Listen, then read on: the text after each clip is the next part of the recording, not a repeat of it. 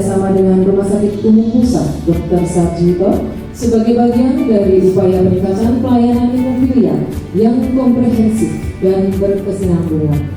Nah, ini untuk kegiatan Capacity Strengthening Program, Comprehensive Hemophilia Care, from Diagnosis to Long-Term Management Across the Healthcare System, kami nyatakan dibuka. Pernahkah Sobat Sehat membayangkan jika luka kecil ataupun memar ringan dapat menjadi sesuatu yang mengancam nyawa? Itulah yang terjadi pada penderita hemofilia. Untuk itu, ayo kita bahas hemofilia bersama dengan Dr. Yas Judan. Dr. Yas, jadi sebenarnya apa sih definisi medis dari hemofilia itu? Hemofilia itu sebetulnya adalah kondisi di mana tubuh pasien itu tidak memiliki atau memiliki tapi dalam kadar yang kurang, yang namanya kita sebut faktor koagulasi, sehingga ketika dia terjadi perdarahan itu lama berhentinya. Nah, terus kenapa nih tubuh penderitanya tidak bisa membekukan darah secara normal? Jadi faktor koagulasi itu diperlukan untuk membentuk namanya jendalan darah. Nah, jendalan darahnya ini kalau tidak ada komponen yang membentuknya, itu terbentuknya lama atau tidak bisa. Sehingga kalau ada perdarahan, jadi dia nggak ada yang menutup, ada kebocoran pada pembuluh darah misalnya, tidak ada yang menutup sehingga perdarahannya itu terus mengalir seperti itu.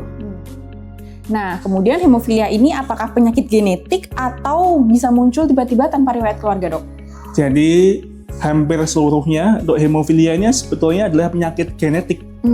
Di genetik yang dia itu diturunkan namanya kromosom X, kromosom perempuan malahan ya.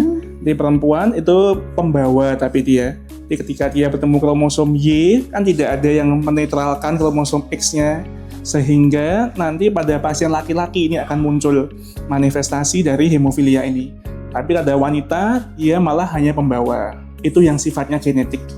Itu terjadi pada hampir 98% kasus. Tapi ada juga namanya hemofilia dapatan. Ini sangat jarang, biasanya terjadi hanya pada orang-orang yang memiliki kecenderungan imun. Jadi imun atau daya tahan tubuh pasien itu menyerang faktor koagulasi yang seharusnya itu normal untuk orang-orang untuk membekukan darah. Nah ini kalau yang jenis ini bisa muncul tiba-tiba pada wanita yang sebelumnya bisa menstruasi normal, lahiran normal, tiba-tiba mudah berdarah. Ketika kita cek faktor koagulasinya ini kurang, nah kita harus berpikir jangan-jangan dia ada hemofilia dapatan ini. Nah, selanjutnya kira-kira apa nih, Dok, gejala atau ciri-ciri yang sering muncul pada penderita hemofilia?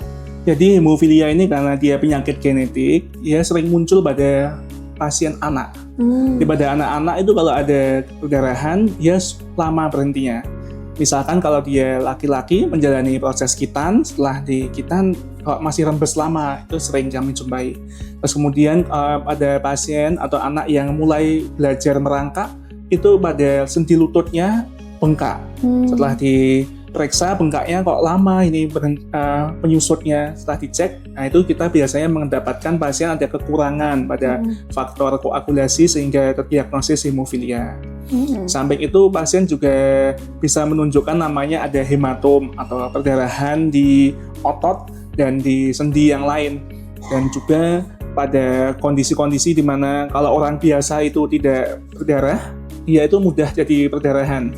Misalkan ketika ada benturan pada ototnya itu mudah lebam dan ada namanya hematom atau timbunan darah di otot itu. Tapi kalau pada kasus yang berat tadi, itu seringnya muncul pada anak. Tapi kalau kasus-kasus yang sedang atau ringan itu pada dewasa ketika menjalani prosedur pembedahan yang lebih kompleks biasanya. Nah, jika seseorang didiagnosis menderita hemofilia, saat ini ada pilihan terapi atau pengobatan apa saja, Yok? Jadi untuk terapi pasien hemofilia itu yang pasti kita mengganti namanya faktor koagulasi atau injeksi faktor koagulasi. Tapi tidak hanya berhenti di situ. Diperlukan penanganan yang lain, terutama pada manajemen jangka panjangnya.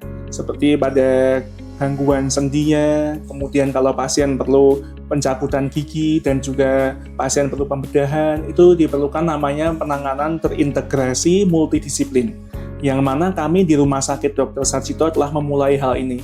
Karena pasien mendapatkan suntikan untuk faktor koagulasi, baik itu untuk profilaksis, on demand ketika ada perdarahan, atau persiapan operasi ini kami sudah bisa melakukan. Kemudian juga diperlukan perencanaan untuk kalau misalkan ada tindakan ke depan, semisal ketika dia hendak operasi itu harus direncanakan kapan dilakukan operasi, kemudian berapa banyak kemungkinan perdarahannya, sehingga kami juga harus menyiapkan darah yang mungkin lebih banyak daripada pasien biasa. Di samping itu untuk rehabilitasi penting sekali karena biasanya pasien-pasien mengalami gangguan pada sendinya sehingga diperlukan penanganan rehabilitasi yang khusus. Karena ini kalau salah-salah nanti malah perdarahannya tambah berat pada sendi. Sehingga penanganan yang terintegrasi, multidisiplin, berkelanjutan itu sangat diperlukan bagi pasien hemofilia. Dan pada saat ini kami di Rumah Sakit Dr. Sarjito telah memulai hal itu. Nah, hal penting apa nih yang mau disampaikan dokter kepada masyarakat untuk meningkatkan awareness dan juga keluarga untuk mendukung penderita hemofilia ini? Baik, yang pertama untuk deteksi hemofilia, misalkan pada keluarga yang memiliki anak, terutama laki-laki, jika dia menunjukkan tanda perdarahan yang tidak wajar, misalkan ketika mulai merangkak kakinya, lututnya bengkak, atau ada luka lebih lama sembuhnya dibandingkan anak-anak seusianya, segera diperiksakan. Kemudian untuk aspek penanganannya, bagi anak-anak utama yang telah terdiagnosis hemofilia, jika dia bisa ditangani dengan optimal, maka kedepannya dia akan memiliki kualitas hidup yang baik, dalam artian mirip dengan orang normal. Namun, jika tidak ditangani dengan baik, sangat besar kemungkinan terjadi kecacatan, kerusakan sendi, kemudian otot yang tidak berkembang optimal, sehingga penanganan jangka panjang itu sangat diperlukan.